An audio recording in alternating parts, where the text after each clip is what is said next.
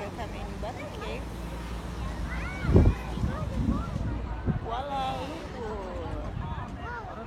Yuhu, welcome to channel Jejak Ami. Jangan lupa di subscribe ya.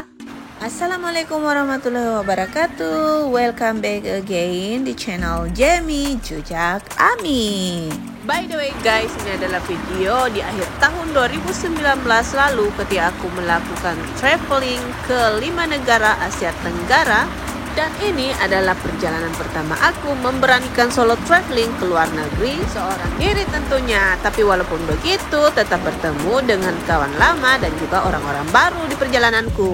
Jadi selama seminggu di Kuala Lumpur, aku tidak perlu mengeluarkan banyak budget nih guys, karena di sini aku memiliki sahabat atau kawan lama yang sudah banyak membantu ketika aku berada di Kuala Lumpur, Malaysia. So, I'm gonna say thank you very much to my friend Pia yang sudah banyak membantu saya selama di Kuala Lumpur waktu itu. Nah, dan untuk kalian yang baru pertama kali datang ke Malaysia atau mau jalan-jalan ke Kuala Lumpur, kalian bisa menonton video ini. Karena di sini kalian akan dapat melihat beberapa tempat yang wajib kalian kunjungi ketika kalian berjalan-jalan di sini.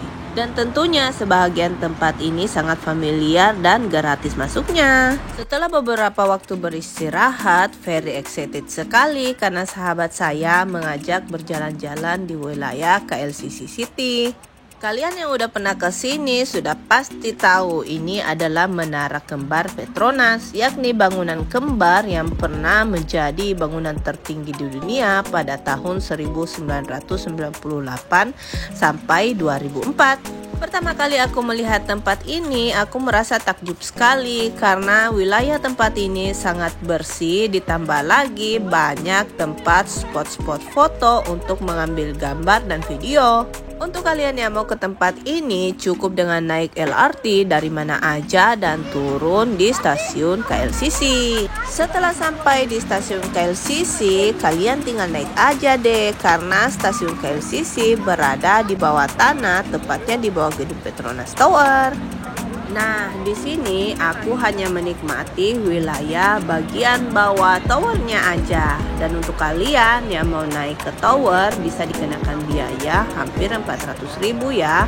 Dan bukanya pada jam 10 sampai jam 6 sore.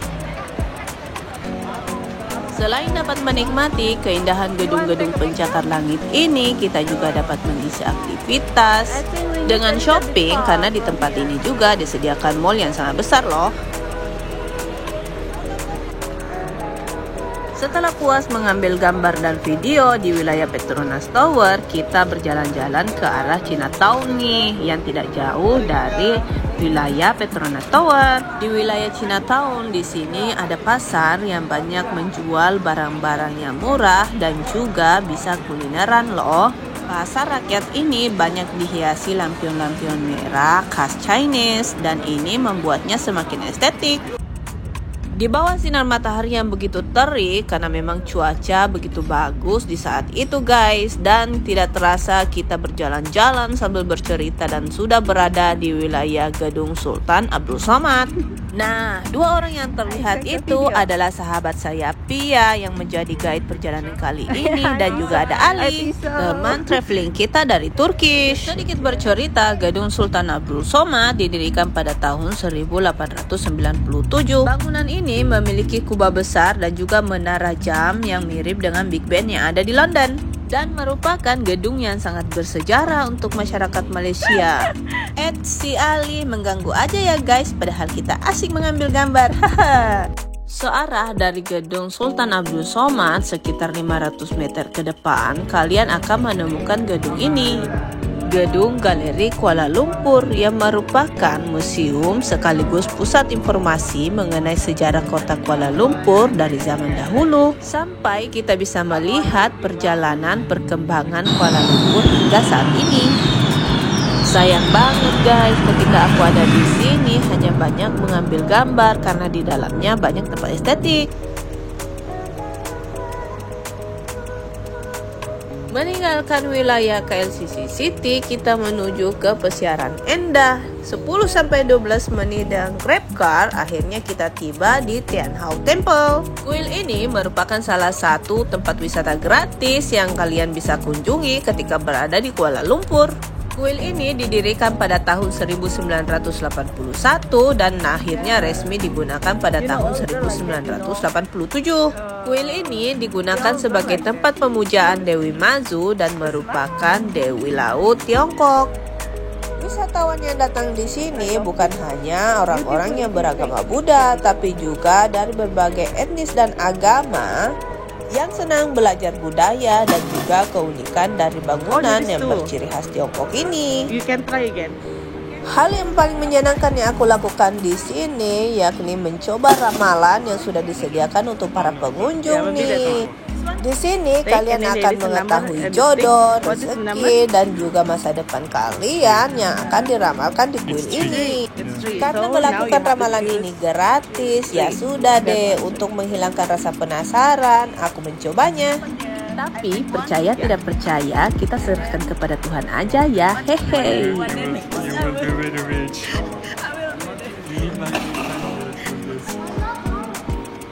Seharian berjalan-jalan, akhirnya menemukan malam juga.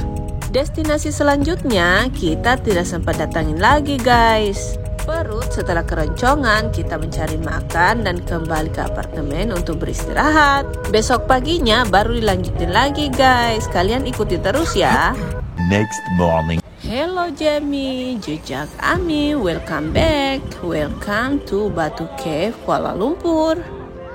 Nah, destinasi selanjutnya guys, akhirnya kita sudah sampai di wilayah Batu Cave. Salah satu tempat populer yang ada di Kuala Lumpur, ya ini dia Batu Cave. Terletak di distrik Gobak, negara bagian Selangor, sekitar 13 km dari kota Kuala Lumpur. Nah, di atas sana adalah gua besar yang disebut dengan Batu Cave. Jadi wilayahnya ini merupakan tempat ibadah bagi umat Hindu. Nah, untuk kalian yang mau naik ke atas gua ini, kalian cukup dikenakan 10 ringgit nih kalau nggak salah. Menurut informasi, gua kapur ini telah terbentuk sejak sekitar 400 juta tahun lalu. Nah, di atas bukit tersebut mengalir sebuah sungai yang dinamakan Sungai Batu, dan akhirnya tempat ini disebut dengan Batu Cave. Untuk kalian yang mau ke tempat ini cukup menggunakan kereta Tanah Melayu atau KTM. Cukup membayar dengan 1 ringgit dan kalian duduk sekitar 45 menit. Akhirnya kalian sampai deh di stasiun Batu Cave. Menaiki beberapa ratus anak tangga, akhirnya aku bisa sampai juga nih di dalam gua Batu Cave. Wow, sahabat Jamie, ternyata gua ini besar banget loh.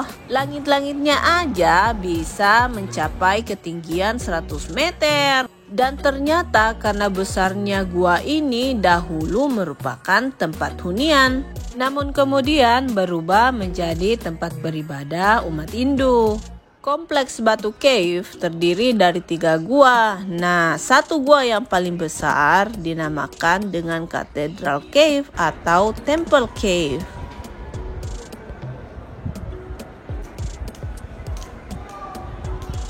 Jadi guys, salah satu kuil yang saya masuki pertama ini merupakan kuil terbesar yang ada di dalam gua ini. Di bagian depan kuil dihiasi dengan patung-patung burung merak yang menjadikan ciri khas indah di dalam kuil ini.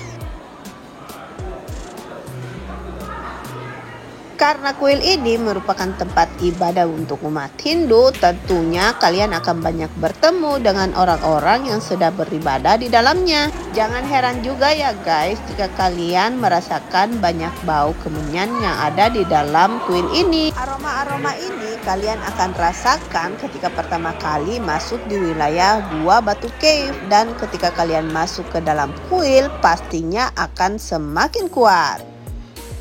Di tempat ini juga setiap tahunnya dilaksanakan festival Thaipusam, yakni festival yang dilaksanakan oleh para warga Tamil yang ada di Malaysia. Walaupun usia dari gua ini terbentuk sejak 400 juta tahun, tapi tebing-tebingnya menjulang tinggi dan tetap kokoh.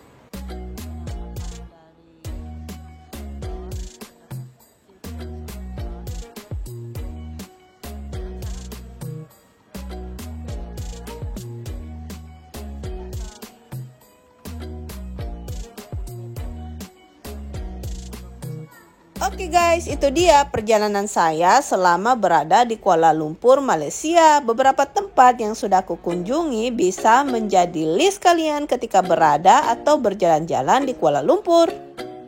By the way, ini adalah cerita part 1 perjalanan aku traveling ke 5 negara Asia Tenggara. Supaya kalian tidak ketinggalan part 2 berkunjung ke negara berikutnya, kalian jangan lupa subscribe, like, komen, dan share channel Jejak Ami. Supaya channel Jejak Ami berkembang dan tetap semangat membuat videonya. Thank you very much for watching this video.